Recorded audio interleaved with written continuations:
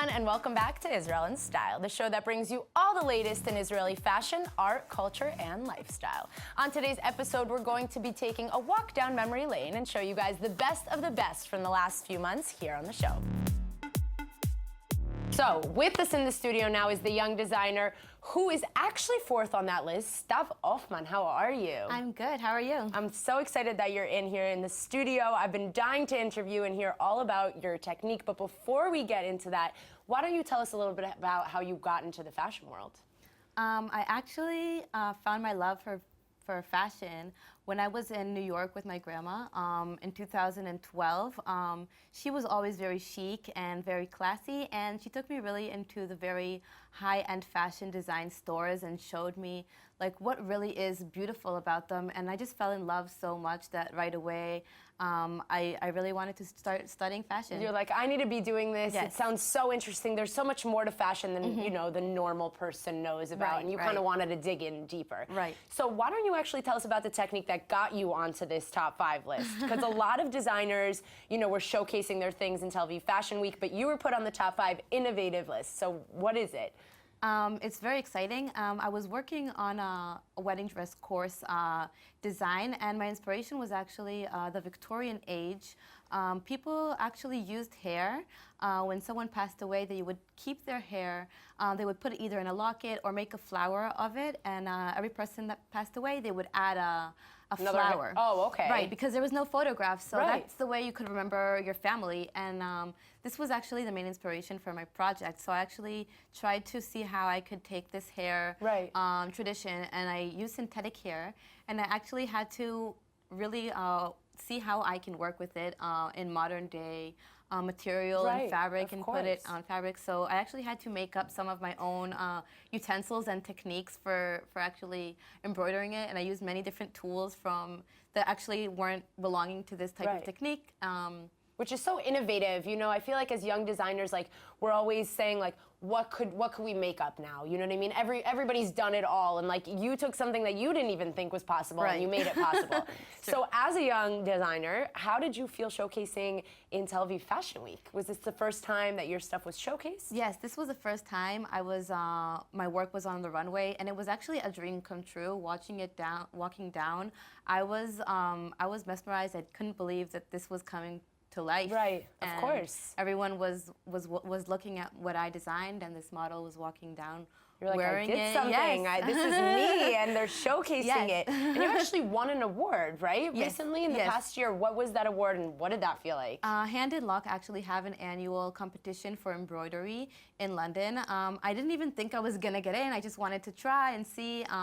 I sent my work in, and I was invited to the gallery, which is actually a competition in London, where everyone walks around and votes for their favorite work. Right. And I didn't even think I had a chance. So you were literally area. like, I'm a small fish in a big pond, there's no Right, way, and right. then you won. And yep. So what are some of your inspirations when you design? Actually, I like to get inspired from stuff that is very relevant and new. So one of my inspirations for a certain project that I did was actually the squirrel suit, which is actually used gliding. Yeah. People that parachute off an airplane would just wear this suit, and instead of going right down, they would glide for a few miles, and it's actually huge now. Yeah, it's very popular. Yeah, it's very popular. It's very new. It's younger than 10 years old, and it's very extreme sport. And I was really this is the outfit. Amazing, amazing. I was amazing. inspired by the suit, the actual suit that you could wear and just fly. It's amazing. Just took your own little inspiration on Right, it. it amazing. So where can people find you, you know, if they're looking for this, because I am, where can people find your designs? I actually have a website. It's stavhoffman.com, and it's actually my portfolio. I only have one of each, but Amazing. Obviously, yes, One piece. One piece of each right now. Great. So I'm sure you're going to get bigger and better, and your website's going to be filled with sales. Everyone's going to be so Hopefully. excited. This is just the beginning for you. I feel it. So thank you so much. Thank you so much. All I can say about this girl is that she's just getting started with her fashion career. Make sure you're keeping up with her to get updated on all her latest designs and newest fashion innovations.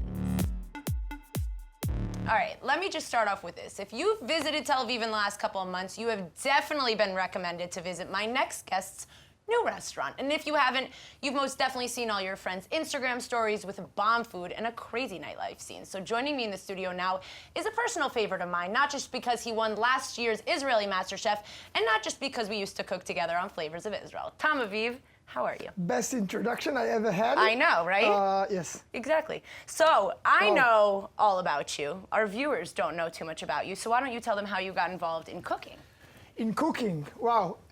Actually, to be honest, I'm cooking professionally for the last year and 2-3 months. That's it. Since I passed the casting for MasterChef. Right. Before that, I studied the business and administration in IDC. Right. And worked in real estate. You know, tiles. It was never something, yeah. Never. I used to cook at home, of course. Right. And I grew up to a family of restaurateurs in Tel Aviv, famous restaurateurs. Yeah, your parents had a really big restaurant, a few restaurants But then again, here. 20 years ago. Right. So you grew up in the culinary world because your parents were involved, but you never really saw it as a passion until MasterChef? I saw it as a passion, but my father was like, I don't tried think so. tried to maneuver me out of it. He knew, and he still knows, how tough the business is. Right. And how many things you're going to lose on this path. way. Yeah, on this path. But I was at your new restaurant recently, and your dad was there, and he said he was You were 3 times, to be honest. I was there honest. plenty of times, everybody. Yeah. But your dad was there, and he seemed super proud of you. So why don't you tell us about your new restaurant, Coco?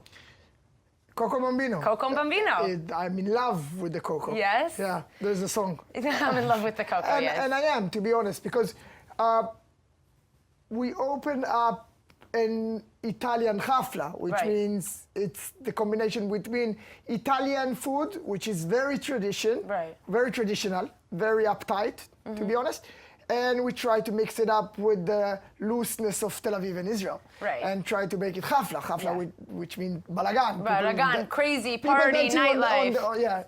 Everyone's dancing on the bars, on the tables. These are videos of mine coming to visit you, so it's funny. Yeah, here you can see the balagan. Yes. And we did it in the food, and with the atmosphere, and with the drinks. Right. All of the Coco Bambino, it's not really a restaurant. We can't call ourselves a restaurant per se, and we're not a bar. We are the mixture between it, and we kind of a dinner party, which doesn't exist in Israel yet. Well, it's a dinner party for us, because I know as somebody that's been there way too many, I think I'm there every week, I swear. I know all your bartenders. And we love you. And so we have a great time. Coco loves You're me. a great friend, Coco. So when you go there, it's never boring. You know, it's never you're sitting at an Italian restaurant and everything's proper or whatever. It's fun. It's a really good atmosphere. You really changed it up a lot. The people who come to the Coco Bambino, they make the atmosphere even crazier. Right.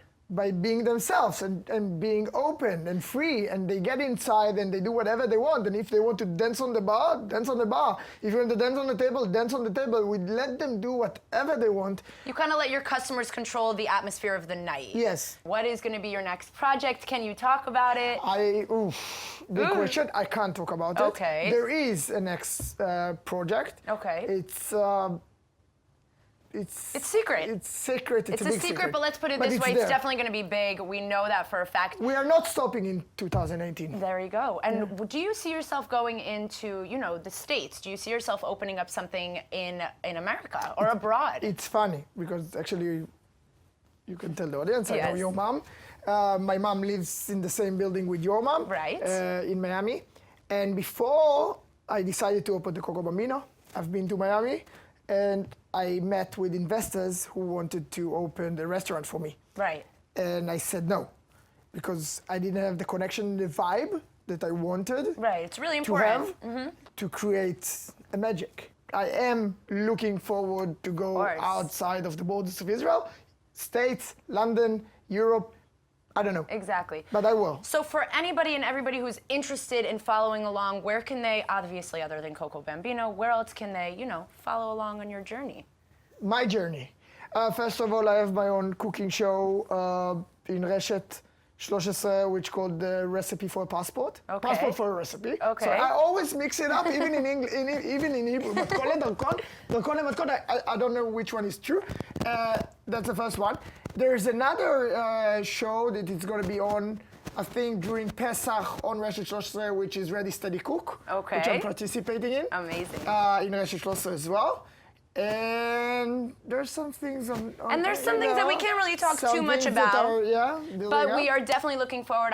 We're definitely going to come take a visit to your restaurant and check it out. So thank you so much. I'm waiting for you. Yes, I'll be there tonight. Yeah. All right, well, you probably didn't hear it here first because everyone's talking about it anyway. But if you are visiting the area, go check out Coco Bambino near Shuka Kalmel here in Tel Aviv. I'll be there tonight. Go follow along Tom Aviv's journey on his Instagram and keep a lookout for his next big project. How many of you guys know how to beatbox? None of you? Oh, well, neither do I, so don't feel bad. My first guest in the studio is the absolute master of beatbox. He started out making beatbox videos, then soon went viral. One thing led to the next, and he's become one of the most well-known faces in the Holy Land, TV personality, and the biggest sweetheart ever, Sagi Breitner. How are you? I'm good, thank you very much. You like that intro? Very much. You were like, wow, thank you. I'm blushing, actually. Very I'm blushing. Good. Well, why don't you tell everybody that doesn't know you, you're very well-known here in Israel. You started out beatboxing. How did that get started for you? Well, I was a soldier before ending my service, and a soldier came to my base, and she said she's a singer, and we become friends. So I told her I'm a beatboxer, and we filmed the video, just uploaded it to Facebook. Yeah. It went viral and started my show business career. I don't know. From one video on Facebook that you guys uploaded, did you think it was going to get that big? No, it's the first video we've uploaded was 200 likes, and the second was 400, and then 800, and then I said, okay, let's make something big. So we didn't film 15 seconds video. We took 3 songs, made a mashup of 3 songs, and then it went super viral. And I see here in the back, you're also working with Ido Dankner. Yeah, he's from the States. You guys have been doing a lot of videos, yeah, right? Right now I think he's in Los Angeles, working on his international career. This is actually how I saw you guys. I saw you guys beatboxing together. You were beatboxing, he was singing in English, doing a lot of really, trendy. Yeah, it's a very good,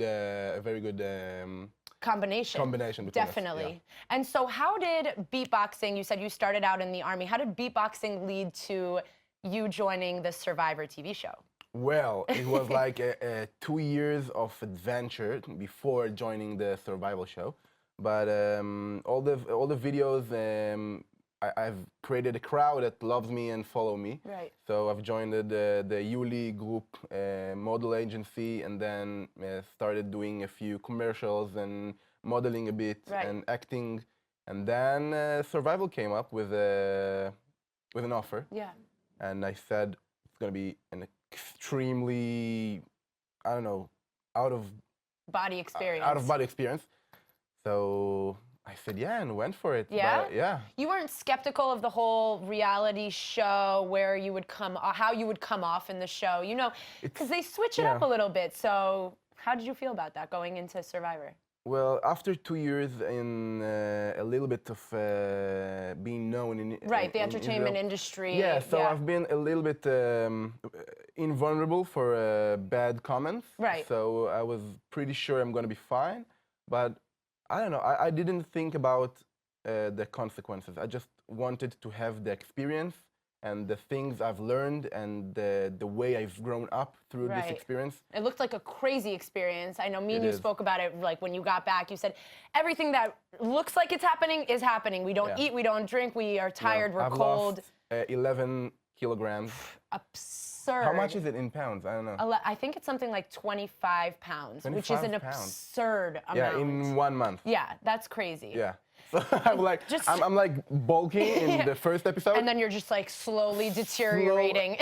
Did you eat right? They give you food? No, look at me. I'm like in the 20 episode, I'm like this thin. Absurd. And so you went from Survivor and that just boosted you up, obviously people see your face and the reality culture here in Israel. So where did that lead you? What opportunities did you get coming out of Survivor and, your combination with your beatbox? Well, I am... Look, the kids in Israel, and I think all around the world, have started to really like YouTube stars and network and Social media influencers. Social media, yeah. And if a kid sitting in the living room watching TV, the parents can see which figures he likes. Right. But if he's watching it on an iPad or a phone, they don't know. So the survival show made the parents know that the kids recognize me and love me. So and are supporting you as a person, and they got to know you a little bit better. yeah, you know. so I've like just enlarged my exposure and also different ages. Yeah, your fan base got a lot wider, and the age group got a lot bigger. Yeah. And so you're now. And that leads me to the festival show. Right. Yeah, so you like my biggest. You participated in the festival, and Yeah. you also are on a show called Akolole. How do you say it? Everything Goes. Everything Goes. It's kind of just like an improv acting kind of thing. It's completely improvised. Amazing. Yeah, So it was I tell you that, it was more frightening than survival show. I mean, listen, you're going up on a stage and you're just kind of having to go with whatever comes off. That takes a lot of, how do you say? I'm the youngest one there. Right. With the least experience. Yeah. And good for you, and you're the funniest one there. I'm not the funniest. You're like, I'm too modest to tell you that. I'm like trying to be at their level. But you're very relevant. You know, a lot of people know you, and people get your humor, and it's a lot more, you know. So where can we find you next? What's your next project? Are you going to stay in the entertainment business? What do you want to be doing? Well, my biggest dream is not even the entertainment business because, you know, I've like jumped into it from the viral videos. Yeah. And it's not my dream. My dream is high tech and networking and startups. So I'm right now opened my first startup. Even my second. Congrats. Yeah, it's in the diamond industry, e-commerce for diamond industry. Amazing. And I'm trying to, you know, combine them together, like mainly the startup business and also remaining. Somewhat, staying relevant in the entertainment business, doing your own passions. But I guess each one helps the other one out, you know? Course. Amazing. And so we After like a meeting with the CEO in some sort of diamond company. Exactly, you're just like... Just a selfie for my kid. Like, amazing. Nice doing business with you. So it gave you a push up in the right direction and opened up a lot of opportunities for you, and that's amazing. We're definitely going to have to bring you back onto the show to see what's new and what's going on. So thank you so much for joining us. All right, guys. Well, if you fell for Sagi like I did, make sure to follow along on his Instagram page @SagiBreitner to see what he's up to. Check him out, follow, and stay entertained. So speaking of fashion, of course, after all, we are Israel in Style. I have with me in the studio one of the co-founders and designers of a fashion brand focused on bringing innovative new textiles to their designs with a twist. But I won't say too much. I'll let designer Adi Gal tell you everything. Hi.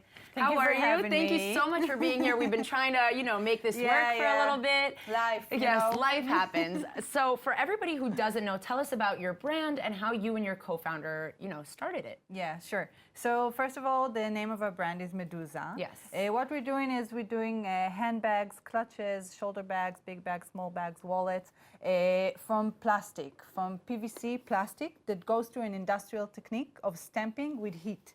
As you can see, this is the actual material. Our brand is vegan, which means vegan. Yeah. What? Really? I didn't know that. For sure. This is vegan, so it's like kind of vegan leather, you could say, right? Yeah, we don't use leather at all. Right. We use our plastic that we manufacture here, and we use leather-like fabrics or cotton fabrics, or as you can see here, we have velvet. We use all kinds of combinations with the plastic. Yeah, this is amazing. No leather at all.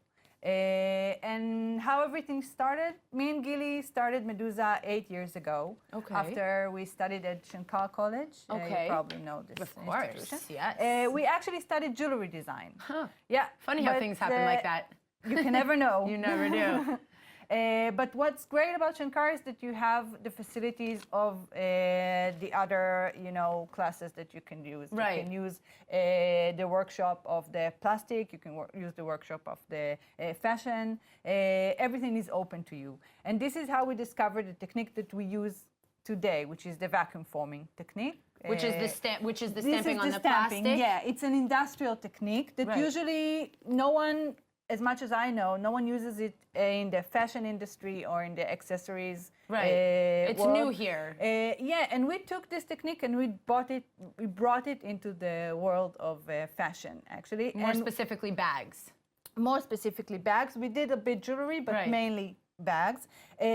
In this bag, you can actually see our knowledge in the goldsmith. Each pin is attached to the plastic hand by hand. And I think the combination of our knowledge in the small details, you know, Right.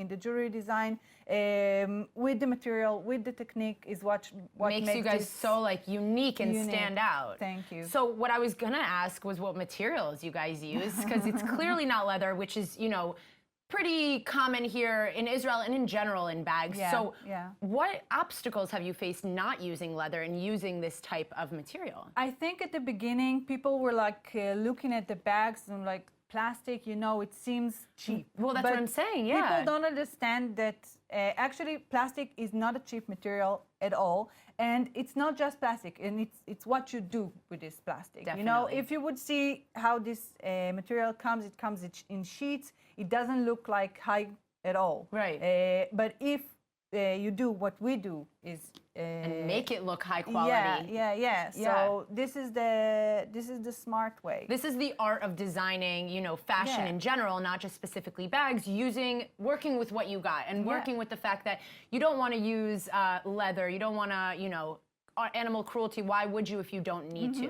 So for your bags, where can we find them? Where can we buy them? Do you sell internationally? Yeah, we mainly sell internationally. We Okay. have our own website, Medusa.com. Yes. We sell also on Etsy, you probably know, Yeah. and on Amazon. And we have our own studio in Jaffa, where you can find all the variety of models and types of bags, but mainly online. Right. And Yeah. where do you guys see it going in the future? Do you see it going from bags to, I don't know, fashion, you know, clothes? Where can we expect it? Definitely. Using this material, you can do a lot of stuff. You Right. can do it because it's a very strong material. It will last long. You can even use it as furniture, as lighting, as, I don't know, whatever you endless think. amount of different possibilities with this material. Yeah. Amazing. So thank you so much Thank for you. coming in, Adi. I'm in love with your designs and, you know, the message Thank that you you so guys are much. sending with the materials you're using. So everybody make sure to check it out. If you fell in love with the Medusa brand and owners, of course, make sure to check out their website that ships internationally and follow their Instagram to get updated with all their latest designs. That's all for today's throwback episode of Israel in Style. If you missed any of these episodes and want to catch up, go check us out on iltv.tv/Israel in Style and keep up. Thanks for watching and see you next week.